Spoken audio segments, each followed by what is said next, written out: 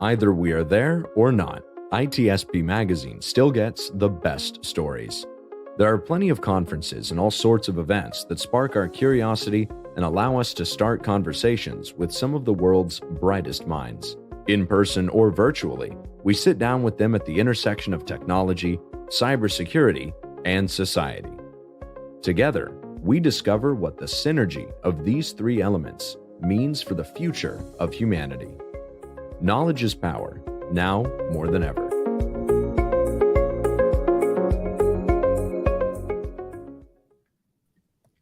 You know, Sean, I'm so glad that I picked such a good music for the intro because I'm listening it so many times. And Right? I like it. That's Yeah, a good call. Good call. I'm good patting one. my back That's myself. Right. Not too overbearing. And there we go. It sets the tone for a great conversation. We're live during Black Hat, Marco. It's super cool to be there. And we have many friends, old and new. We're making a new friend today, Jake Flynn from Pentera Security. Jake, thanks for joining us. Yeah, thanks a lot for having me here, folks. And it's nice to see you found a quiet spot. Although we don't really know what's happening around you. For what I know, there could be people like running around. But you sound good. You look like you're in your office. So yeah, cool. He's got the cool headset tech to keep some of that behind. Exactly. Yeah, just trying to find a nice quiet corner here and a few passerbyers, but we're having fun out here. It's exciting to see all the people over at the booth and then at the convention here. Nice. Yeah. Nice. So a quick word, Jake, of who you are and what you do at Pentera, and then we'll dig into what's going on this week. Yeah, absolutely. So yeah, as you all know, my name is Jake Flynn. I'm a sales engineer here at Pentera. So I run more of the technical engagements throughout the pre-sale cycle.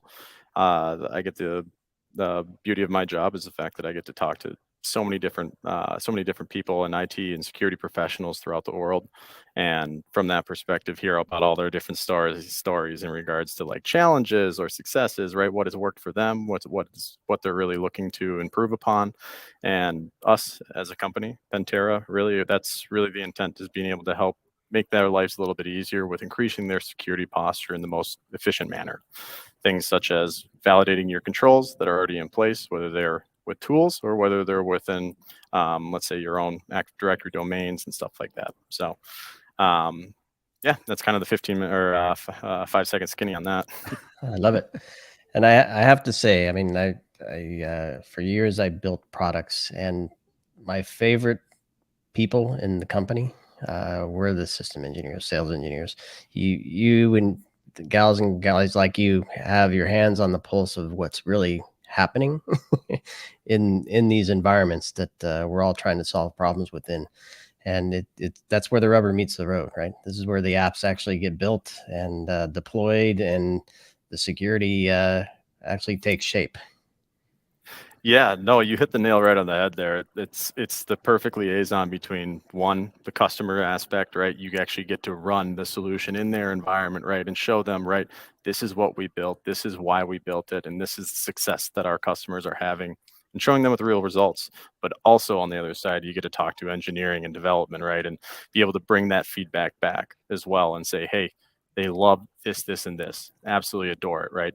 They're looking for something that can go a step further, right? Or they're looking for this aspect as well.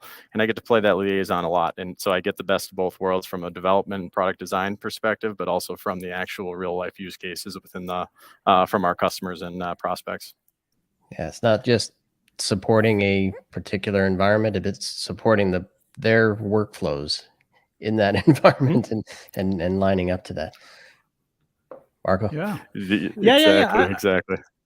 I'm using these opportunities to consider our guests on this live stream, our eyes and ears on the floor. So I would love to know, now that a lot of people are back in Las Vegas for Black Hat and DEF CON, what's the vibe there? Is it like how is the people are excited as they look how old they are, and coming to the booth. And yeah, tell me about the vibe.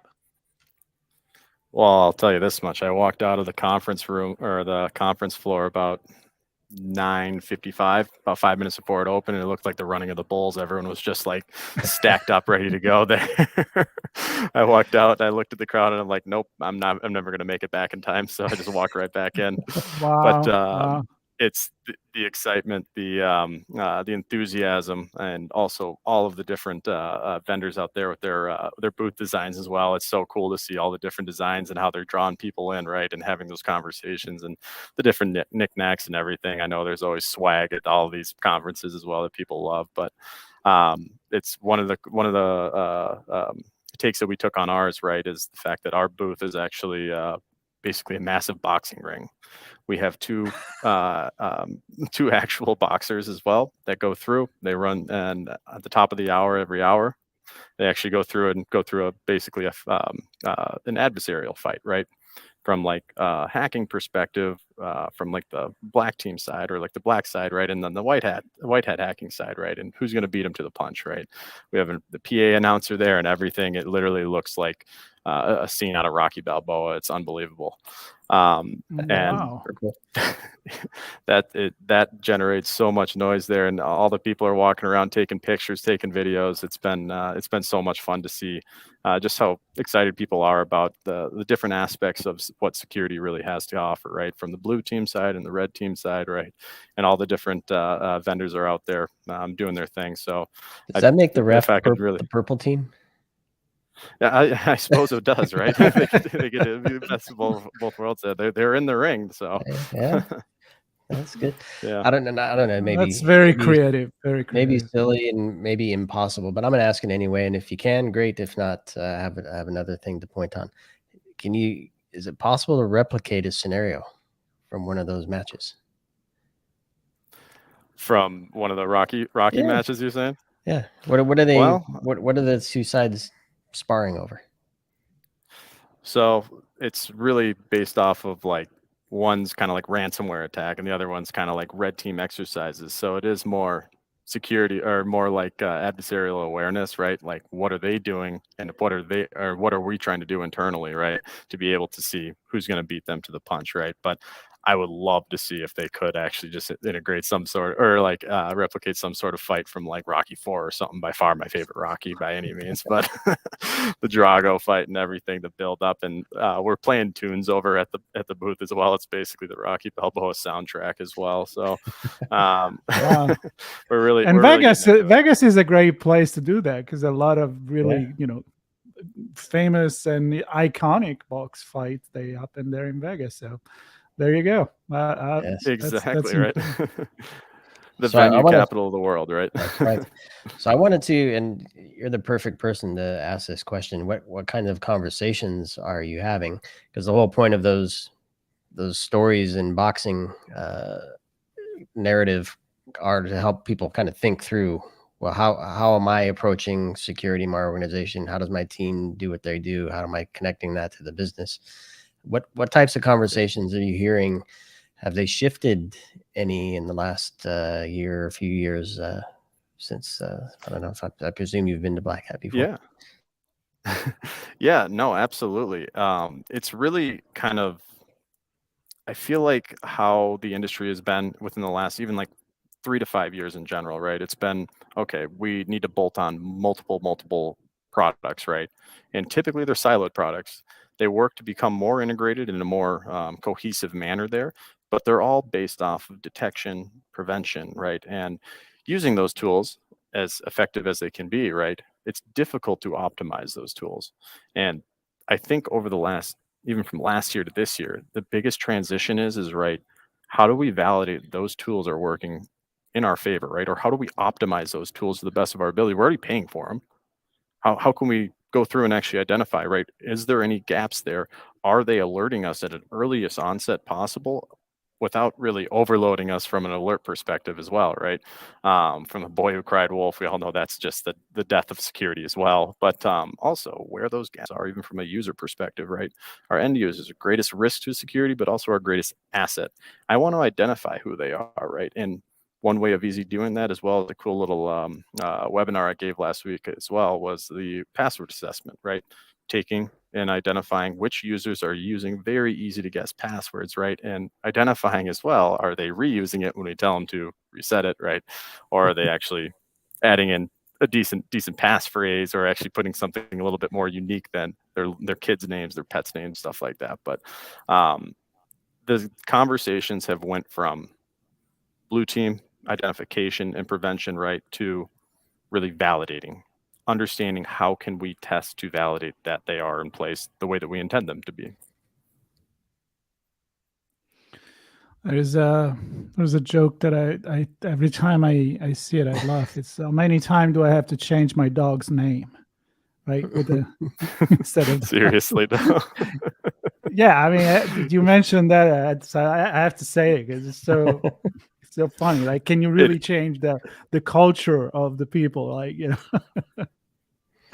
Well, I mean, how many people as well, like, do you think they have unique passwords across all of their accounts? They have like 50, 60 online accounts, and they just reuse the same one. I mean, hey, I've been in that situation before growing up as well, because it's easy. I don't want to have to remember or write down passwords, right? But but the dog names, though, they dog names, pet names, right? Children names, right? If somebody's sharing a video with me when I'm giving that presentation, they're always looking at me and just start laughing. I'm like, yep, all right. So we know some of them out there. Yeah. Let me ask you this. Do you think that there is a change of perspective where the business, the users, the employees in a company, they still expect to be that technology, the resolve technology, and they are just passive about that, just waiting for that easy button that is going to protect them? Or are we at the point that they do understand, jokes apart, that there is an education and knowledge that is necessary on their part? And how does Pentera position themselves in the relationship with their clients as well? Yeah, no, that's a really great question. And I would even say as well, from that perspective, right? There has been, like last year, those discussions have been more about just like, oh, this sounds like another product I have to do, another thing that I have to pay attention to, right? And it's really changed a lot, where our prospects now and our customers, they see the value in what Pentera is doing, because they know that there is that gap still. Like, that easy button, as much as we want to believe it, it just doesn't exist out there in security, right? Adversaries are getting more and more complex and more sophisticated. So how do we stay above that, right? Is a way to be able to run, okay, what would an adversary be able to do in our environment? And that's exactly what Pentera does for you, but in an automated and autonomous setting. So that way we're not increasing admin overhead that a lot of blue team tools, as much of a necessity as it is another aspect to their security stack that they have to pay attention to. We wanted to provide something historically very sophisticated, not typically manual as well, right? And make that automated and autonomous, so that they can actually use that information at the end of the completion of the test, or even during the test at any given time, right? In a very discrete manner, be able to identify, this is what I need to do first, and this is going to increase my security posture the most, because of this, let's say, this little attack vector, this little achievement, right? That is what broke open this entire test, by showing them post-exploitation along the way as well. So I presume you have a lot of activities at the booth beyond boxing, so people can come by and kind of figure out what is this ASV? How does it fit into my organization? Which part of my team am I going to line up to take this and make some good use of what these guys offer? What's going on at the booth this week? Yeah, so this booth here, right, outside of the hourly boxing matches, right, obviously we have a bunch of swag there to be able to give out. One of the big name ones is one that we're raffling off, is Muhammad Ali signed boxing glove. That one we're putting in, we put it up as a raffle there. So you come in, sign the ticket or whatever, put the ticket in the box there, and believe it's tomorrow at noon. We're pulling that for the raffle there. Pretty cool feature, or pretty cool memorabilia aspect there. And obviously as well, we do have those demo stations, right?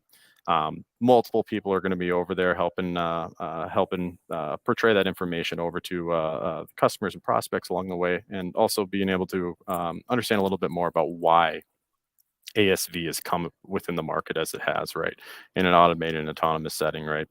So a lot of fun activities that you can have over there. So certainly, if you're listening to the podcast or listen to the podcast here, get on over there. You can come and meet me or meet some of my other colleagues as well, and be able to give you a live demo and everything. And where is there? Yeah, give us directions. That's probably a very good. That's probably a very good piece of information. Or we follow the right crowd at the hedge, left at the bar. ring. Yeah, just listen for the Let's Get Ready to Cyber That's right. Rumble going on every hour. It'll bring you right there. But no, we're located at booth 1774 there, so pretty close to the entrance there, which would be pretty easy to get to. Nice. Very nice. Well, Jake, it's been great to meet you and have this chat, and I hope the conversations you have are as meaningful for both sides, you and the folks that you're chatting with. Clearly, we need to help companies help them raise their security posture, and we can only do that if we know that what we're investing in is actually helping with that. So.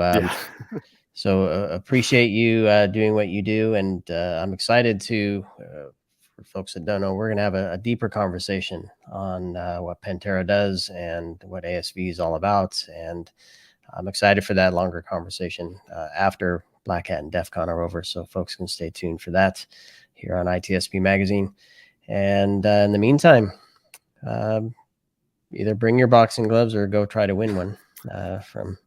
This was just the first round, so now we're just gonna have reference to the boxing world. This is the weight cutting episode. The next one is the real thing. Absolutely. Well, it was a pleasure. Stay safe there, and I hope you really get to enjoy the event. Awesome. Thank you so much, folks. I really do appreciate the time today, and I hope everyone gets a chance to check out the booth there and enjoy as much Black Hat as possible. Yep, definitely. Yep. Have a good one, Jake. Right. Stay safe, everybody. Catch you on the next one. Take care.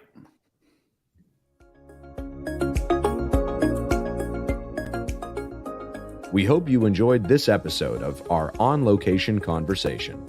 If you learned something new and this podcast made you think, then share ITSPmagazine.com with your friends, family, and colleagues. If you represent a company and wish to associate your brand with our conversations, sponsor one or more of our podcast channels. We hope you will come back for more stories and follow us on our journey. You can always find us at the intersection of technology, cybersecurity, and society.